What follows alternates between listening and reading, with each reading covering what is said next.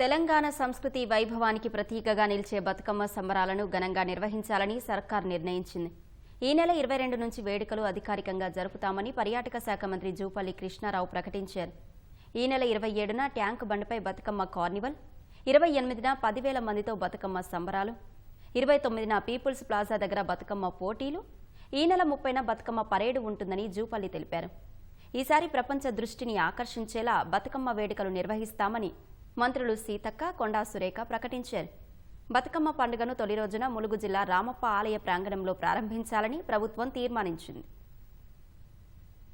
ఈ రోజున ఈ బతుకమ్మ పండుగను కూడా ఒక కార్నివాల్ లాగా యావత్ ప్రపంచాన్ని ఆకర్షించే విధంగా యావత్ భారతదేశంలో మరెక్కడ కూడా చేయని పద్ధతిలో చేసేటువంటి ప్రయత్నం చేస్తా ఉన్న ఈ యొక్క బతుకమ్మ పండుగను రేపు సెప్టెంబర్ 21 నుంచి 29 తారీఖు వరకు చేసే ఏర్పాటు చేస్తా ఉన్నాం. దీంతో పాటుగా మన సంస్కృతిని, మన సాంప్రదాయాలని, మన జీవన విధానాన్ని, వాల్యూస్ ను కూడా రెస్టోర్ చేసే కార్యక్రమం చేసి సమాజంలో ఉన్నటువంటి రుగ్మతల్ని కూడా పారదోలేటువంటి ప్రయత్నం చేసేటువంటి దానికి కూడా శ్రీకారం చుట్టూ ఏర్పడినది.